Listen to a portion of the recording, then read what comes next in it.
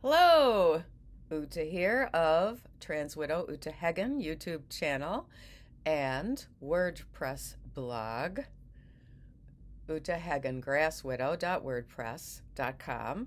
I almost always put that in the notes. Oh, yes, this is my moss that I just went outside to retrieve so that I can show you how moss will stay green into the colder temperatures. I think it stays green if it has moisture and down to in the Fahrenheit degrees into the teens. Now, I don't know if I can help. Oh, there you can see. You see this part here? That is a mature moss reproductive um, uh, plant part. Moss is a non-vascular plant, and it just has this kind of carpet-like layer, but it does have these often red little spikes that come up, and those are the spore-producing parts of the plant. All right. Now, this is a reaction to the reaction videos of the film Ladyballers.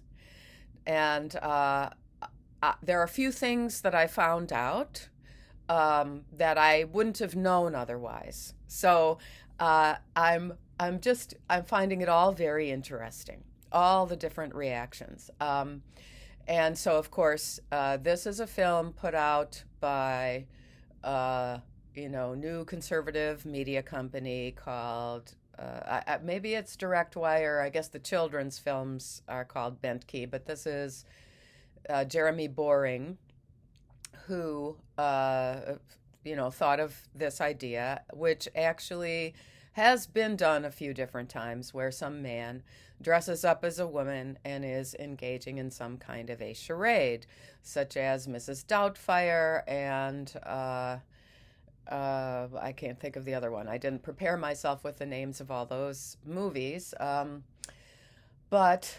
I feel that trans widows are entitled to have our say about this.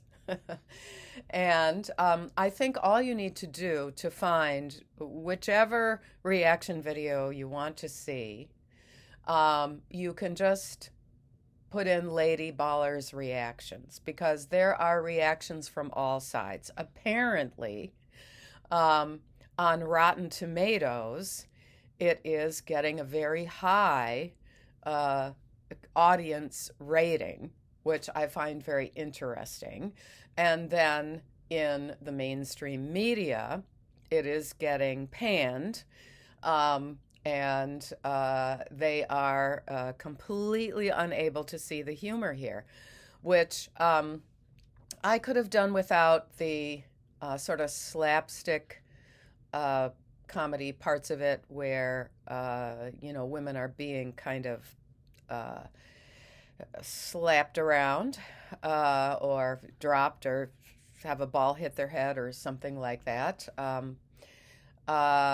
And I guess they were very careful that none of the actual women who were stunt people were hurt in this. However, they do some really good send-ups, and the one that is my favorite is Tyler Fischer, who I think is a brilliant stand-up comic, who does his version of Days of Girlhood or Days of Athlete Girlhood or something like that. And he mentioned, I'm very curious to know who wrote that line, whether it was Tyler Fischer or one of the other writers of this screenplay. The piece about and today I've consumed, he says, pretending to be a woman, he says, I've consumed a pint of pistachio ice cream, and I gave up on parallel parking twice, and he says, and maybe he says, I've read Sense and Sensibility twice. And the reason this really hit home as a zinger for me, for trans widow Uta Hagen, is that just before the very end, just before that fated night when I figured out that Nettie was taking estrogen and must have been taking estrogen for some time and had basically pulled the wool over my eyes for another 2 years and had lied to me uh, because I saw his breast development as a result of his ingestion of estrogen, which I think takes a little while. And I just, I couldn't believe, once again, he's been lying about the so called business trips he went on and that kind of, uh, all those deceptions. And the thing is, at that time, he was reading and rereading Jane Austen. And apparently, there's this belief that if you absorb Pride and Prejudice, Sense and Sensibility, and Northanger Abbey into your internal psyche, then you really truly do have um, the mind, the brain of a biological woman, which is just for me so ridiculous because what Jane Austen was doing was her old fashioned, very sort of mild send up of the constraints on women. And so, of course, Nettie's reading about these fictional stories of women who are kind of forced to marry someone that they don't think they want to marry, or they can't speak their mind, or they have to dress a certain way, and oh dear, they come from a family of all girls, and this is so terrible, and all of those kind of 19th century restrictions and mores about women.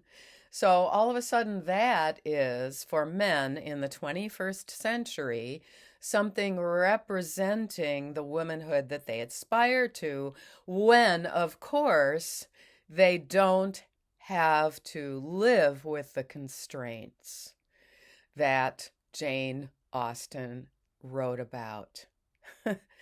So I really do love that moment where uh, the Dylan gets sent up uh, exactly how he deserves by comedian Tyler Fischer.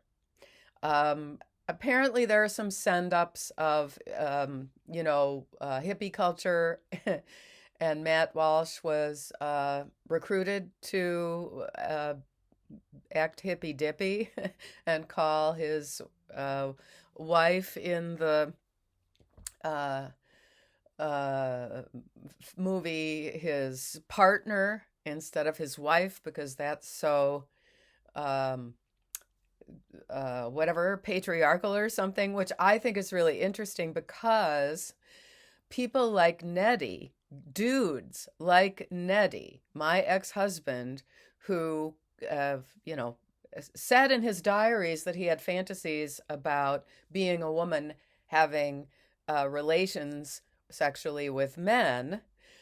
He switched over and he is now married to a woman and he calls her my wife. And Nettie wants to be called my wife by her. So, this whole thing of, oh no, we don't want to say that. We don't want to say husband and wife. We want to say lover. Anyway, I found that there are many of the linguistic puns and send ups of the inconsistencies of the whole trans phenomenon, the cross sex ideation phenomenon, in the little bits that I've seen in reaction videos regarding Ladyballers. And I think, there's this American tradition of slapstick humor that is kind of like the Three Stooges, and it's not really my thing, but I sort of like the serious foreign movies where you have to read the subtitles, except it's actually really hard for me to read the subtitles now with my cataract. So there's so many things. I'm looking forward to identifying the birds that I've been feeding outside and and being able to see when I've dropped a stitch in my knitting and all that. So that's very interesting. I'm not going to recommend to people to necessarily to subscribe to the Daily Wire and watch it there. But if you go to the YouTube search line and just type in Ladyballers reaction videos, you will get some very, very interesting material. And the netties, the cross-sex ideating men who believe that their female persona that they imagine is actually real, the reactions from them are really quite interesting. And, they jump into all these. It's just so interesting to see those guys toss around the word misogyny. What I want to be able to do is reveal the backstory, the child support that they didn't pay, the sexual assault that they committed on their wife before she left, that type of thing.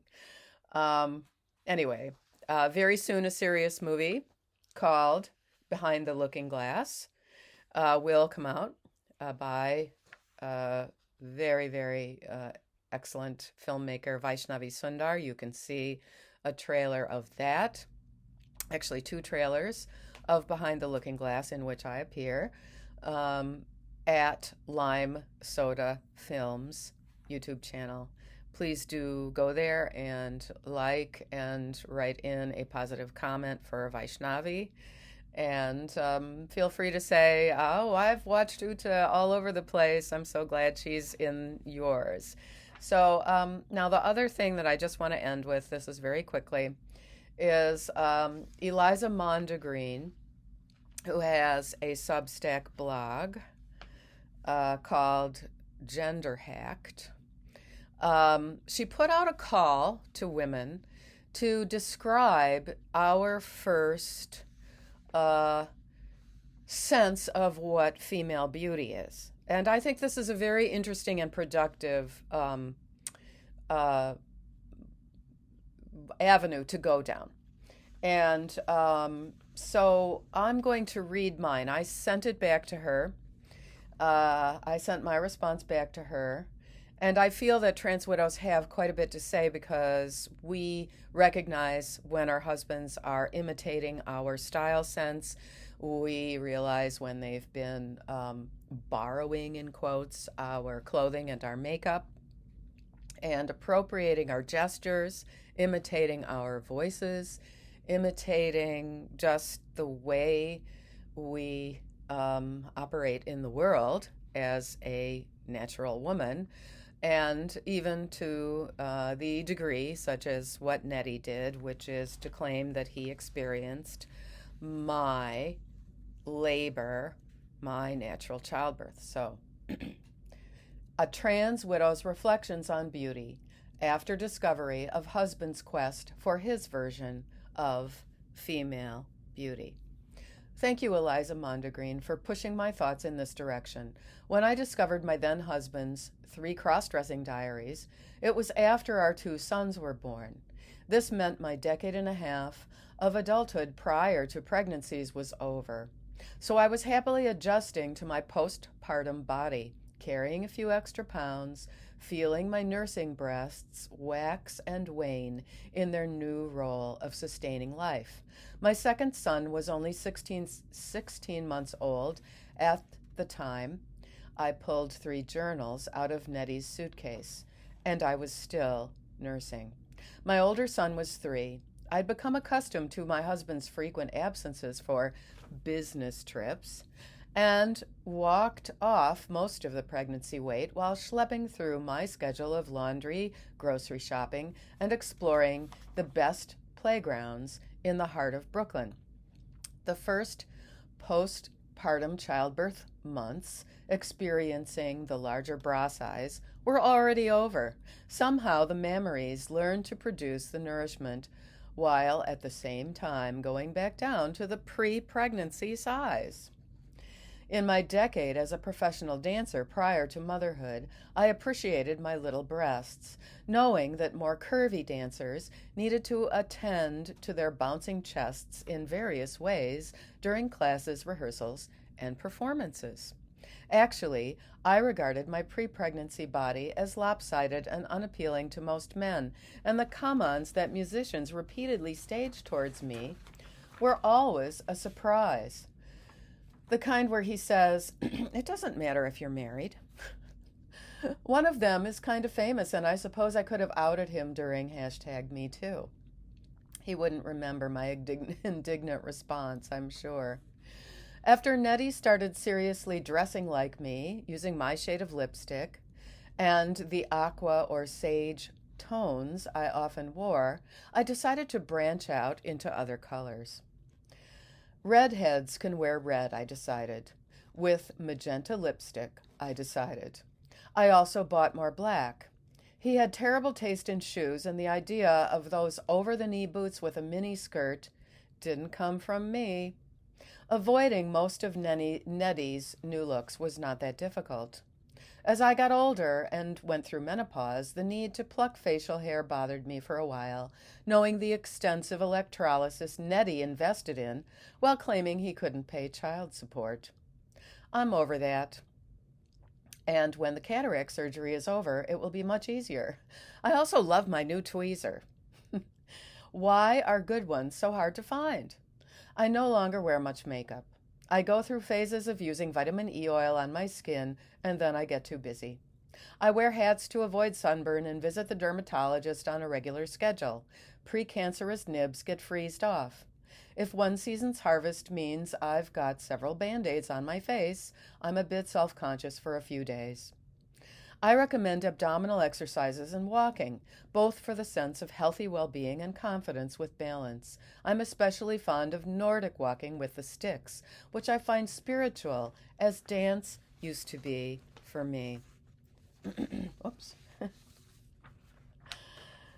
Trolls have called me an ugly witch on my channel, and I laugh as I block their comments. I turn 67 in a week and find myself unconcerned regarding how much my now jowly cheeks recreate my mother's face, and my crooked teeth are just like my dad's.